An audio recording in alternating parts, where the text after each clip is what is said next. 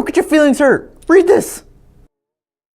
Welcome to Short Film Roundup, the place where we take apart, dissect, and analyze, and maybe put back together short films that have been sent to us by you guys. Yeah, there's short film. Cool. Take a look at, break it apart, Analyze see how that. it looks. Yeah, here you go. Oh, yeah. And why do we do this? We do it. How's that short film smell? Is it Smells good? wonderful. right. Wow.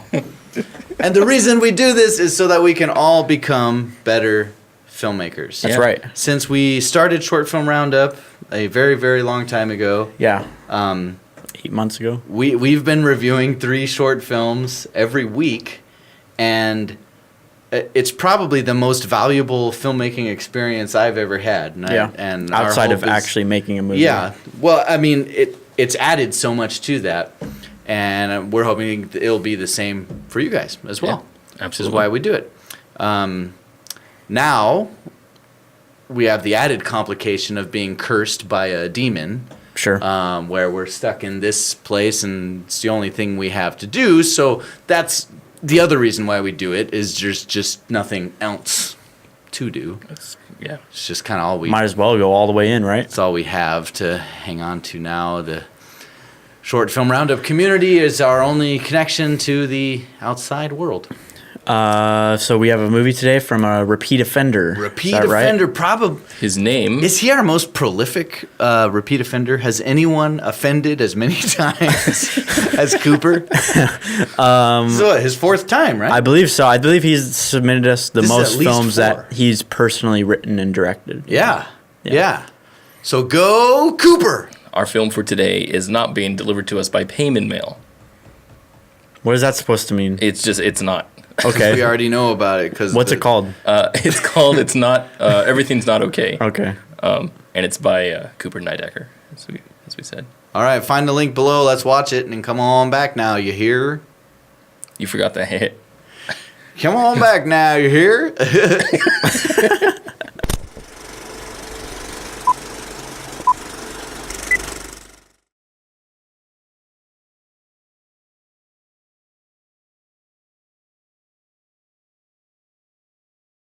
Now we've returned.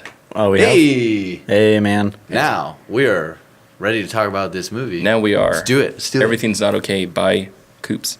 D, you should start. Yeah? Yeah. Boom! Look at you taking control. Yeah. Just Threw the like ball, took the ball, and ran with it. Yeah. All right. Now go. The thing that I'm taking away from this film is communication for the most part, and I feel like this is with a lot of Coop's films, but let's look at this one specifically. During this part, first I don't know why they chose to move locations from here to a random field. It seems like that only does the film worse. You know, you're going out to a field where you can't control the sunlight, you can't really control the sound as well. Why didn't they go to someone's house? I don't understand the significance of being here. It seems like it only makes things harder to do. I know the significance. What's that? They wanted a reflection. They wanted a Close record. shot. They just like. Yeah, but then the whole movie's right here, right between them two. Yeah, and you were talking about, and I noticed this too, that something a little weird and I think unfortunate happened because of the slope. Yeah, so that's what's weird about this whole thing is that we keep cutting between these two guys, between this conversation, which I thought was a good conversation, well written. But, I mean, you can notice over here we have an over-the-shoulder shot.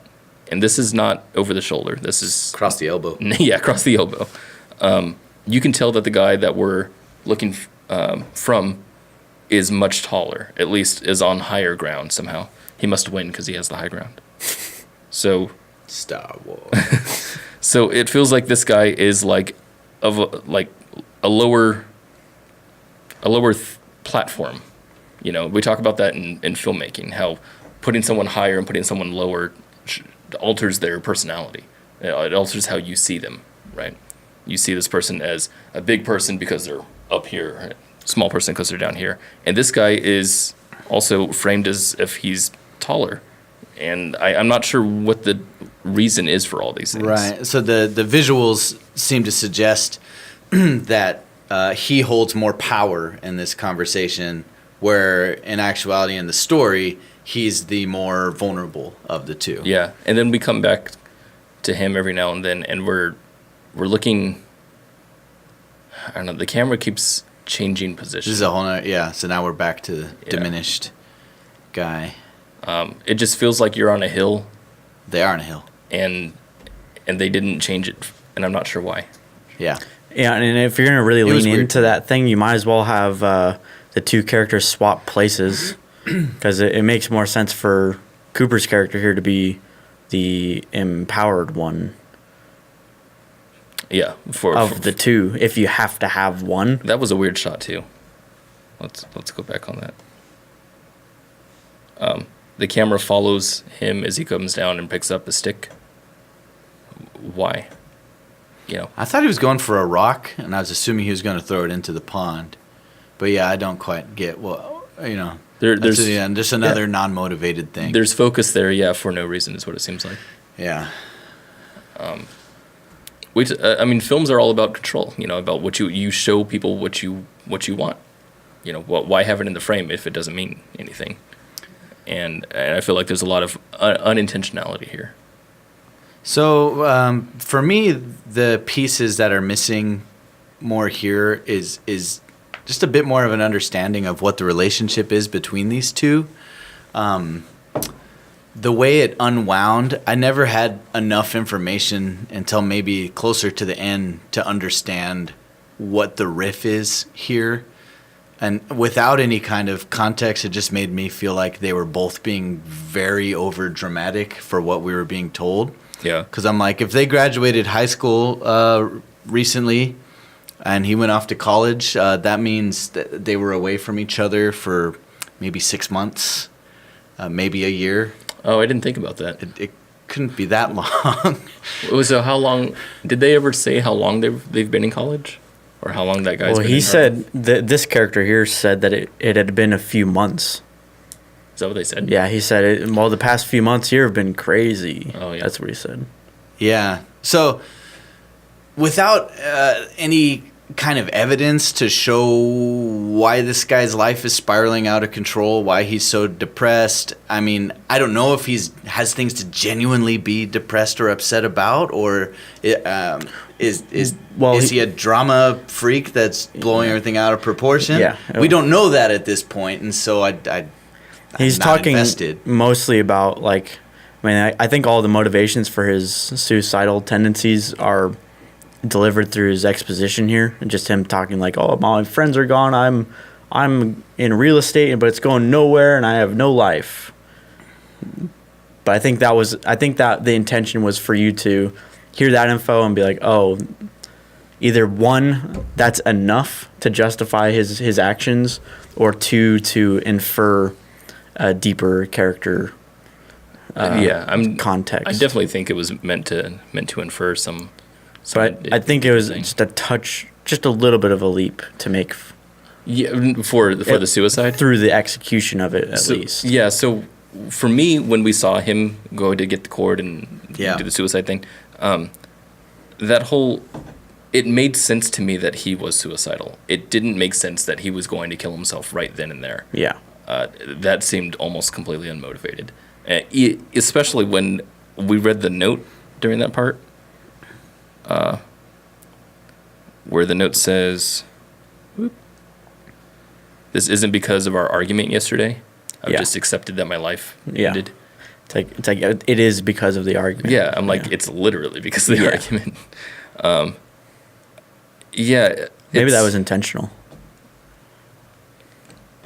I don't know. It feels bad to me that something like that. So if that was intentional, right? Maybe if it is supposed to be because they have this argument and that was the catalyst to him killing himself, like, that just feels like a bad message to say to someone. Yeah. Like to tell people, hey, careful what you say to your friends because they might kill themselves. I'm like, that sounds like a terrible thing to say. Yeah. For both parties. Yeah. It just doesn't feel good. And not that it has to feel good. I just don't agree with it.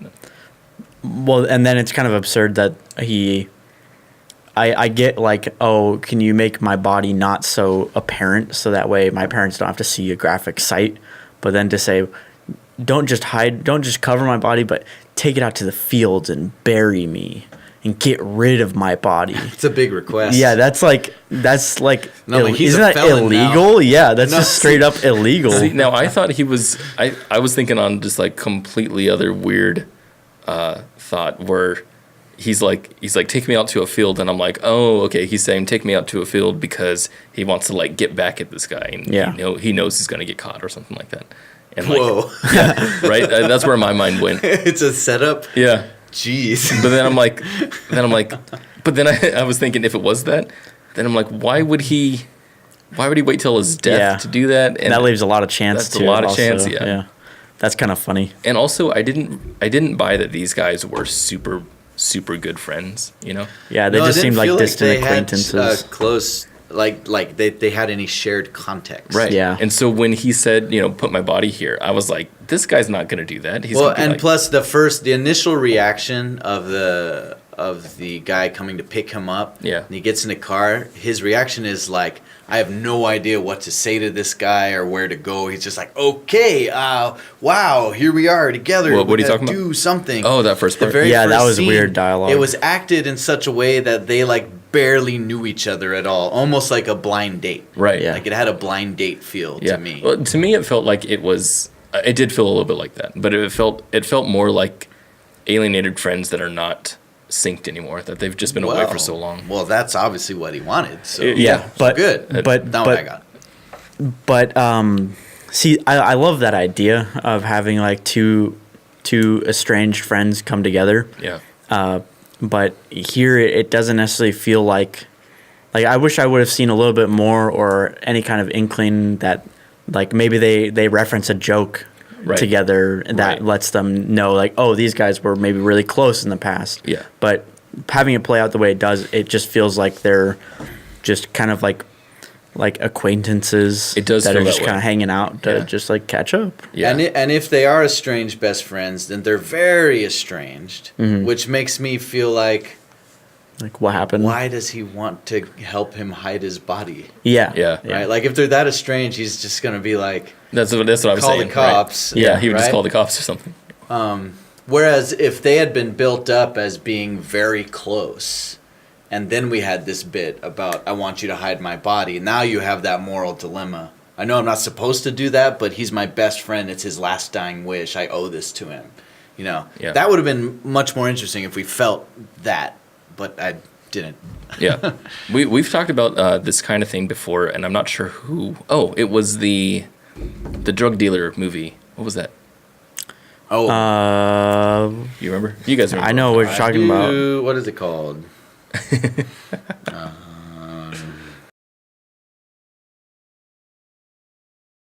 In that movie, I remember thinking how if the two characters were in love, a lot of the things would make sense. Where you're being awkward around the other guy and stuff. Yeah. And in this, it almost feels the same way. For 2/3 of the film, Yeah. I was waiting for the reveal that they used to be a romantic couple. That would make a lot more sense to me. Yeah. Because then it would explain a lot of the awkwardness from one guy, and a lot of the what's it called when you're like shoving a guy away or shoving someone away from the Dartmouth guy. That relationship makes sense when they've had a separation there, And this whole meeting actually would make sense too. It's really interesting that worked. Yeah, and then there was one shot that you pointed out that was framed in a very suggestive way. Oh yeah. Where was that way? Of a bromance. It was in this. He calls him right after he calls him. After he calls. Yeah, it's while they're on the phone. A little more there. Here. That one. So yeah, they're kissing. So it's this kissing couple in the shot right in front of him while he's Dead talking. center. I mean, That has to be intentional. right? So maybe the guy had a crush on him? That'd be kind of cool if that is all left up to inference. you would I don't think like that's cool. Yeah, I don't like the idea that that's left to inference. I like the idea that maybe he did have a crush on him, but I would hope he would say that in the letter or something. Yeah. It doesn't seem like that was the case because it Then why have would a have been shot like fully this? revealed. I don't know, man. Maybe I don't know. to show that they're close friends. I mean, he's even looking straight at him, Martha, isn't he? or at least near them. I don't know. Yeah. What if, but no, it was sold a deal if they racked focus to it. Oh, That would have been, yeah. That would have been undeniable. That would have made it heavy-handed. Yeah. Yeah. That's interesting. Now it's a mystery. All right, so now it's time to talk about the cop, not a cop. Yeah, that was really odd. Yeah, so it does make sense for a concerned passerby to stop and be like, hey, you okay? You need help? Right? That's one thing. Yeah. Then he gets back in his car and he radios someone. He's like, yeah, there's a suspicious kid here. I'm going to check it out. Wait, so he radios someone? Or it's his cell phone. I thought he called like the local police department and left a message with them. That's what it seemed like to me. So like his behavior here is of a Yeah, so that police is his officer. phone, yeah. Okay? Yeah. He carries a gun. He goes up to the window and says, I think I need to look in your trunk, like he has the right to do that. And that the other guy just automatically says, no, Right. like, I'm really in a hurry, like as if he Not a implies cop. authority. Yeah, Right, like he needs an excuse. Right. So this was all shot as if this is a police officer. Right. But there's no evidence that it is a police officer. None. When he went to grab his gun, I mean- I was like, oh, is he grabbing his badge? Then we could say, oh, Yeah, okay, right? Just if he had a badge or Yeah. something, that would have fixed this problem. But Like an I off-duty am cop. so weirded out by this scene. Yeah. Because if this dude walks up to my window, whether I'm hiding something or not, Yeah. and says, hey, you're acting suspicious, is you got something I need to see? I've been like, get the hell out of here, man. Yeah, it's Nah, like, no, none of your go away. business, Yeah. dude. Show me a badge or walk. Exactly. Be gone. Yeah. Want to be? Yeah. Yeah. Exactly. Yeah, man. That's so funny. Badge, no trunk. Yeah. Then he pulls out a gun. Now he's a felon. Right. Yeah, it's like They're both felons Right. now. then you put the When the cops show car up, into they drive both and you need to be speed cuffed, off. taken away. Yeah, what would the guy have done if he'd just driven away? That's what I would have done instantly. He'd be like, oh, there's someone behind me? Later. Yeah. Why did he decide, like, okay, so I don't know this guy's name, but the driver, right, the Dartmouth guy. Yeah. Why did he stop here and just continue to be there while the other guy's there? Like, why didn't he just, okay, well, I'm going to find a different spot? I don't know. I think that they've sort of made it look like he was going to wait for the other guy to drive away. Yeah, but then And then the guy comes up and then he's he like, comes I'm in a out, hurry. yeah. I got to go. Well, Yeah. we'll just go. Just go then. And- you No know? one's keeping you here. There's no police officer. How is a little bit of tarp sticking out enough evidence to fulfill suspicious duties? You know, Oh, that's couldn't be suspicious. going camping or Yeah. recently painted a house or Yeah. anything. Right. You know, obviously, there's something. and enough to draw your gun on him and pull him out of the car Yeah, and point it at seriously. the back of his head. It's the like, heck? oh, geez, dude. Yeah, there's a lot of overlooked things here, I think. Another thought I had where I thought that we're going to go with this, but until after we've watched the film, one of you suggested that it was like they wrote a cop, but then couldn't get a cop. Yeah, that's Yeah, right. Kenny said that. And so, but where I was thinking they were going to take it was like a detached a weird vigilante who is like obsessed with Yeah. justice. Yeah. And he's like, oh, this guy's got something bad. Finally, an excuse to pull out my Second Amendment, you know, and like force it down him. But they didn't go that route Citizens either. arrest guy? Yeah, the citizens arrest kind of guy, which would have been kind of fun. That would have been interesting. Is this a Canadian film?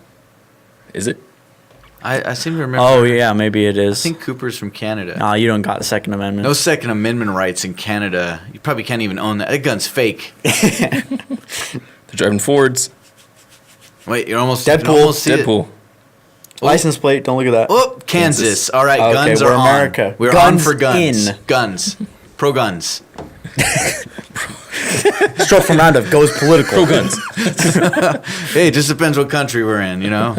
It's a really a shame that this whole lighting thing didn't work out, because it clearly they shot too long, and the You're sun like, Yeah, it's like Dang just it. too dark. just lost it. Yeah. Yeah, it got dark super fast. Yeah.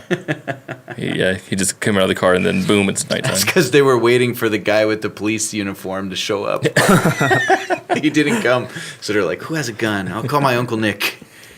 Who has a gun?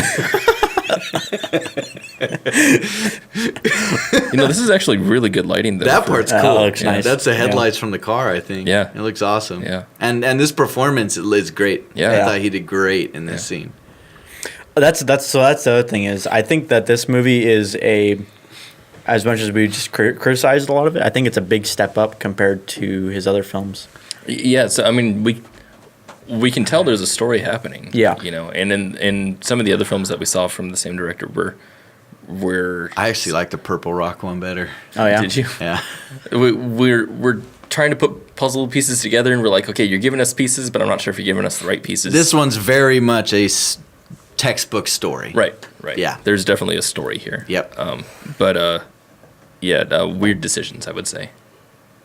And with every film you make, your visuals are getting better and better. I mean, it's not all the shots were particularly motivated correctly, but they look good. Yeah. A lot of them do anyway. Yeah. I'd say this is a really, really good shot. I like the shot a lot. We see people screw up this all the time. Yeah. The cutting in between, shooting from outside the car to inside the car, and the back and forth conversation is easy to mess up. I see a lot of unfortunate mistakes in here. The lighting that we said, the hill. Maybe one guy is like super tall. I don't know. The sound, was another thing. During their whole conversation, we just really windy and noisy. Always heard the noise. You could hear some noise reduction on there and stuff. Yeah. Yeah, that was unfortunate. That was a road. In the comments, he wrote it was a road shotgun. Mic. Right into the camera. Yeah. Typically isn't the best. Yeah, well, it depends on what camera you have. Well, certainly if you use need the a road good and then windsock on that, and then if you had Boomed it. someone else boom it like right next to their face or something, like literally just like hold the shotgun mic like this. We always have one on hand. We always do. You know what I mean? Mm-hmm. Could you see me? No, I could, but I couldn't see. Hold it to yourself. Yeah. Like if someone had it like right here. Yeah. Can you see it? Yeah. With a dead cat. Yeah, with a dead cat. Or at least 7 or layers foam. of gym socks. Yeah, actually, socks work. They work pretty well. great. Yeah. But yeah, because that corrected audio, when it came in, it came in like it was an intentional sound sting. It did. Like there was a few times where I was the like, first time it hit, I felt thinking, like, oh, it's a dramatic Hans Zimmer type thing going on. Yeah. We're going like, wah. and then it came back out. Yeah. I wonder if he intentionally played into that, took his little little issues and little flaws and played into it. I've done that before at least. Yeah. I know I've done that. I think it would make sense to do that. Yeah. I don't feel like it did because it felt like it was random. There was a point where I was thinking, hey, wow, they're using that wind as kind of like a cool kind of. You good there? Ooh. Cops. It was the body.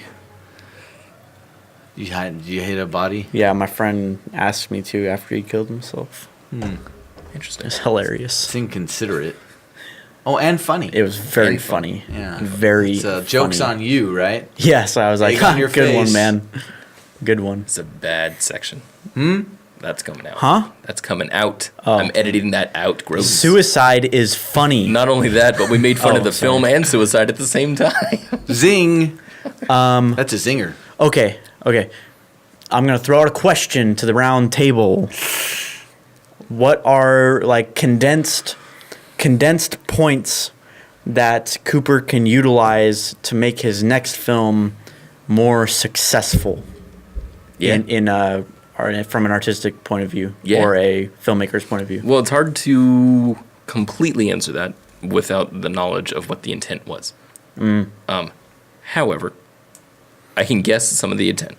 One of the intents being that this conversation between this guy and Dartmouth guy was supposed to be, a conversation that we can get easily engaged in.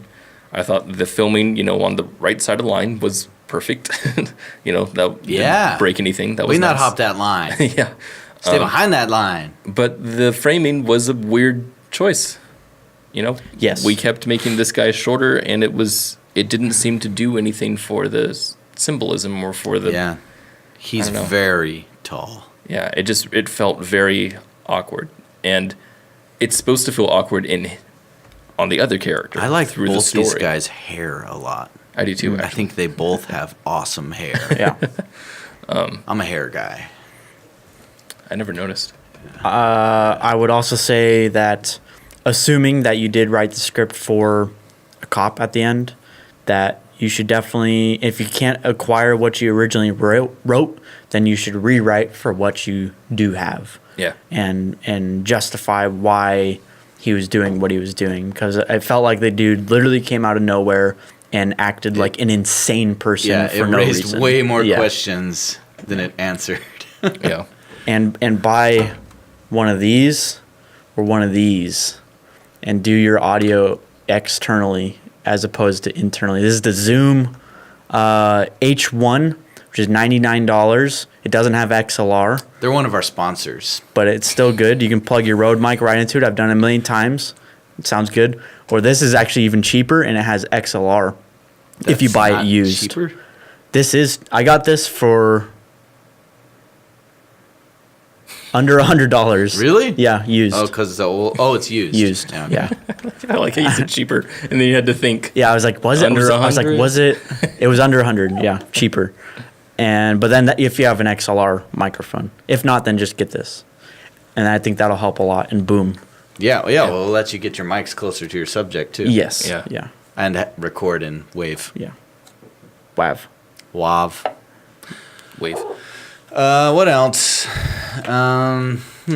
For me, you had many clues. Well, not many, but you had a handful of clues in here that shed some light onto their relationship and their history. But most of them were reserved till too late in the film. This scene by the pond here should have been an emotional scene. It should have carried some weight.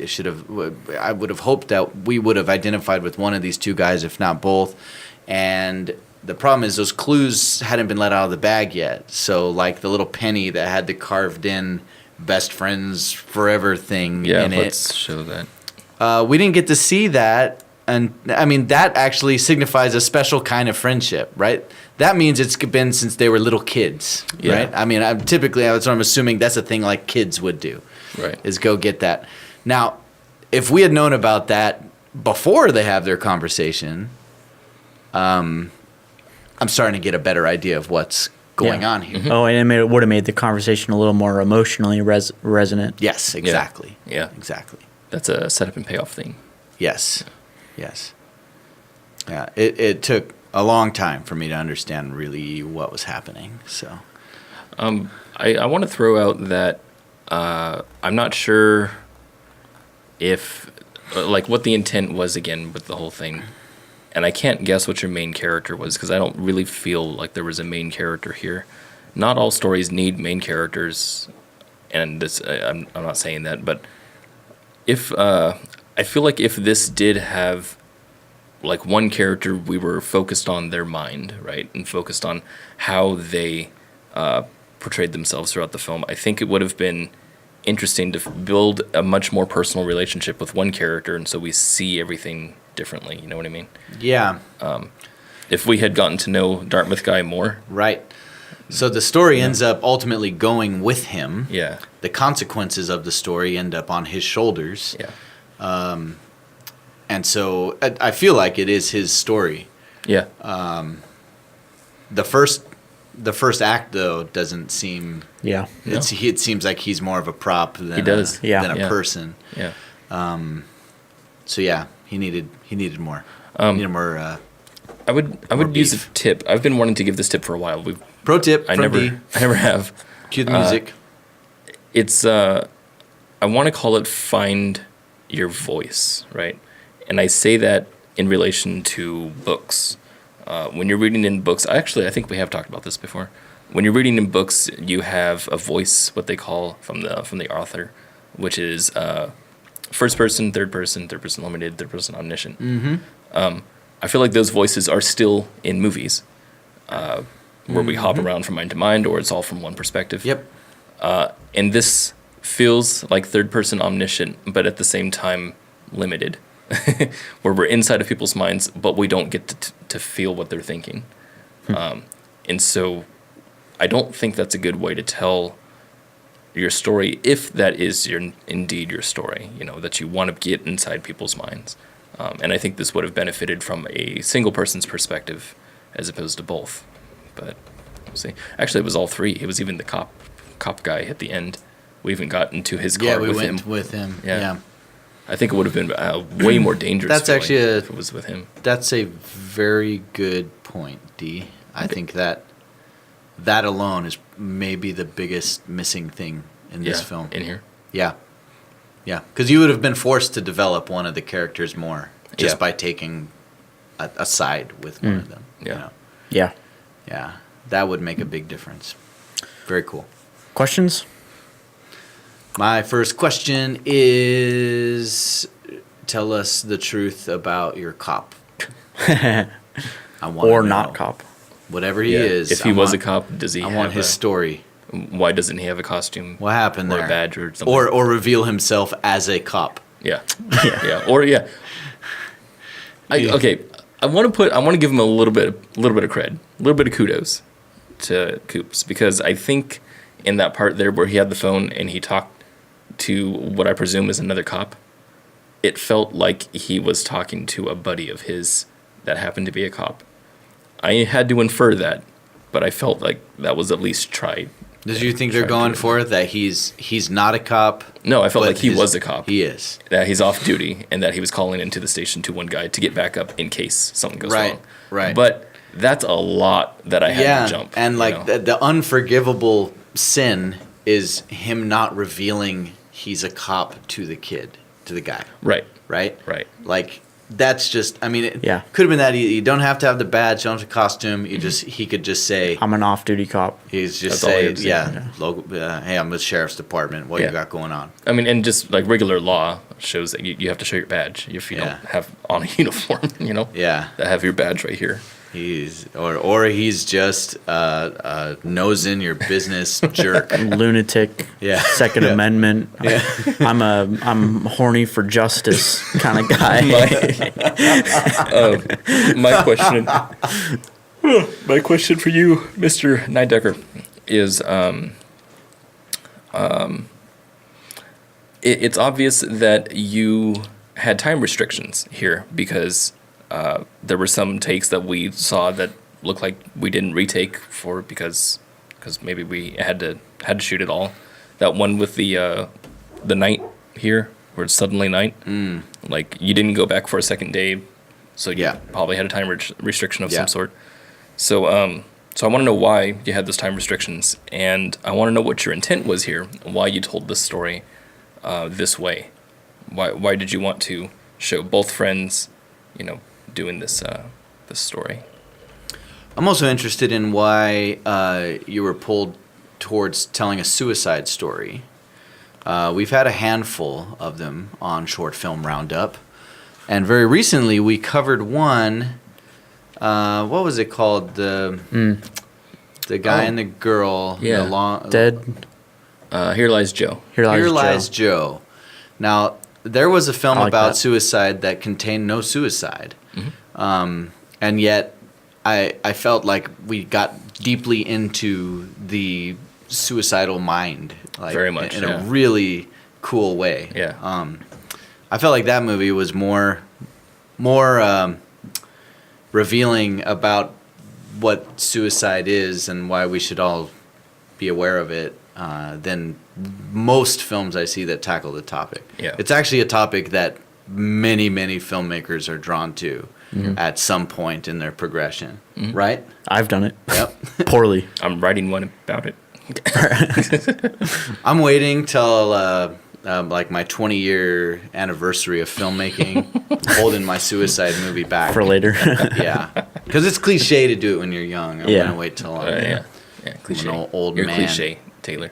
Oh, yeah. Taylor's totally cliche. Yeah. Oh, yeah. For someone who hates cliches, you're totally That's why cliche. he hates cliches so much. Yeah. Because he is. I hate You myself. become the thing you hate. Exactly. I want to kill myself. Oh, Wait a minute. Wait. Oh, sorry. Wait a second.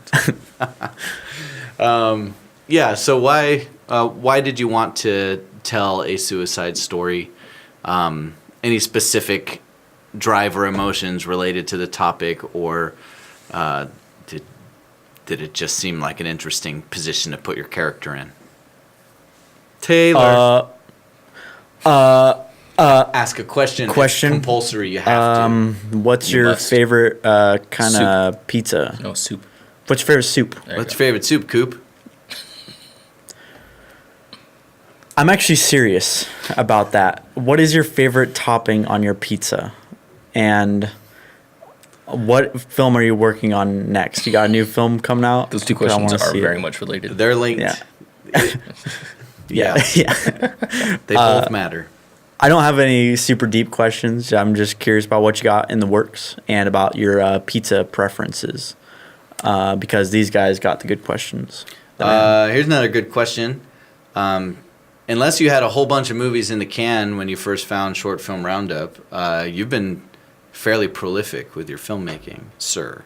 Yes. I mean, you're cranking made out a bunch of movies, which is freaking awesome. Hell yeah. So tell us a little bit about your creative process. When you have an idea, do you grab the camera, grab your friends, go out and make a movie? Yes. Is it more involved than that? Do you ever have to raise funds? Do you do any casting, anything like that? I'd love to hear your challenges and successes and woes and worries. I do want to point out that the acting here was actually pretty great. It was quite good. I liked a lot of it. It was much better than like friends who have no idea how to act. Yeah. You know? Oh, no doubt. Yes. Yes. Yeah. Yes. There are the grab your buddies to make a film era of filmmaking. Yeah. And then you graduate to grab your filmmaking buddies to go out and make a film. Right. Because you have a new circle of friends that also includes actors and other filmmakers. Yeah. And your quality just jumps way up. Yeah. That's a great question. Yeah. Good stuff. Thank you, Coop. Thank you very much for sending us your films and watching the show. We really appreciate it. Even though we give our criticisms here, we do appreciate that you send us your films, and we always look forward to seeing a new Cooper Neidecker film. Every time. Definitely. Yeah. I learn a lot every time we do this, and we hope that you guys at home all learned a lot from dissecting Cooper's film, and encourage you to send your films in too. Yeah, and let us know what you thought of Cooper's film down in the comments. In order to send your film, we have a Google form in the description of this video. Click on it, send your film, answer our questions, and you too can get your film dissected. Damn. Yeah. Damn. Finish it. Fatality. I don't. All right. You threw it at me. You want some? No, I'm good. I'm good. All right. Yeah. So thanks for watching, everyone.